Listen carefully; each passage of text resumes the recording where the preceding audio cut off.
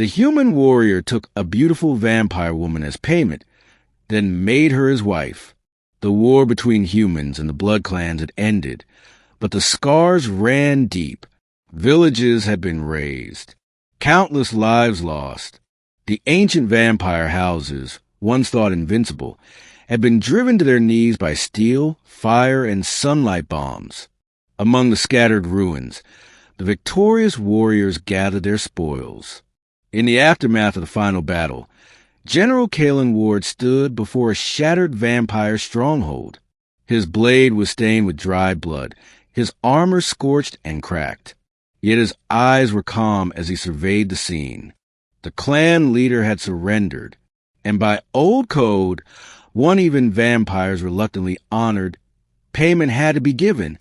"We have nothing left," rasped the old vampire lord, falling to his knees. "Only the blood of our kin." The warriors behind Kalen muttered, eager to take trophies, weapons, or fangs. But Kalen raised a hand.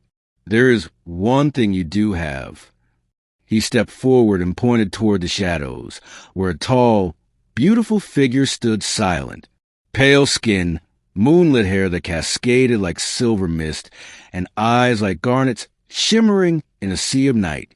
She wore a dark dress, tore at the hem, regal despite the dirt and blood. "The one who was watching me from the balcony during the siege," Kalen said.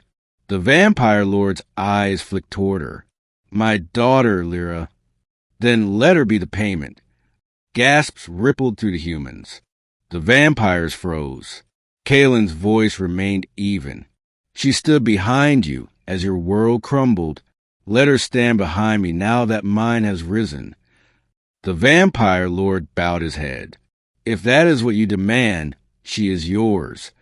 But Lyra did not cry, did not beg. She stepped forward with her head high, like a queen walking to her throne. "I am no slave," she said, "even in defeat." Kalen gave a small smile. "Good. I wouldn't want one." They traveled back across war-torn lands in silence. Lyra rode beside him, bound by no chain. Some soldiers glared, others whispered, "She's too dangerous. She'll bite him in his sleep." Why not take a normal woman? But Kalen said nothing. One night, by the campfire, she finally spoke. "Why me?" "You know why," he replied without looking up. She narrowed her eyes. "Enlighten me." Kalen met her gaze. "I watched you during the siege. You had a clear shot to kill me. Twice, but you didn't. I was under orders not to interfere.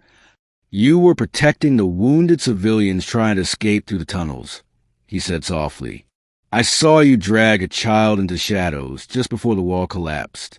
You saved her." Lyra's expression shifted. "You saw that. I see more than people think." Silence settled again. Then quietly she said, "I didn't want this war." "Neither did I."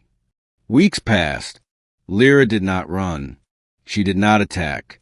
She kept to herself, but never with fear. She stood proud, even among those who hated her kind. In the rebuilt capital, Kalen was honored, offered wealth, land, a woman of high human blood. He refused. Instead, he led Lyra to the altar of the old temple. Before witnesses stunned into silence, he took her hand. "I took her as payment," he said, "but I will keep her as my equal." "She's not even human," a priest whispered. "She's more human than most of us," Kalen replied. And with no crown, no pomp, no parade, he made her his wife. Their union sent shockwaves across the realm. Some said he was mad. Others claimed it was love. Most thought it was dangerous. But Kalen knew the truth. He had seen kindness in her even when death surrounded her. He had seen restraint when others gave in to bloodlust. And Lyra, though she said little, began to soften. She stopped sleeping apart from him. She walked beside him through towns that once hunted her kind. And one day, when a child tripped before her and burst into tears, Lyra knelt and helped him up Gently, like a mother. You don't fear her anymore? Kalen asked the boy. The child grinned. She has pretty eyes, like a fox. That night, Lyra stared into the fire.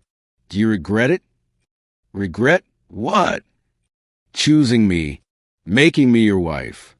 Kalen leaned forward and brushed a lock of hair behind her ear. Not once, but I am still what I was. No, he said, you are what you choose to be now. Her lips trembled, and for the first time in years, she smiled. One winter, a rogue vampire lord attacked a border village, hoping to ignite the war again, but it was Lyra who rode out to stop him. She stood before him in the snow, wearing the human sigil, and said, "This is my land now, my people. Leave, or face what you once called your own." He laughed, until she struck him down. The humans slowly began to change. They stopped staring. They started bowing. And when a celebration was held to mark 5 years of peace, it was Lyra who walked beside Kalen, hand in hand. From war came ruin, the speaker declared. But from ruin came something strange and beautiful, a love that dared to bridge blood and blade. Lyra looked up at Kalen, eyes soft. "Strange and beautiful," she repeated. "That's us." He chuckled. "And I'd choose you again, every time." She touched his chest. "Then I will remain, yours by choice, not debt."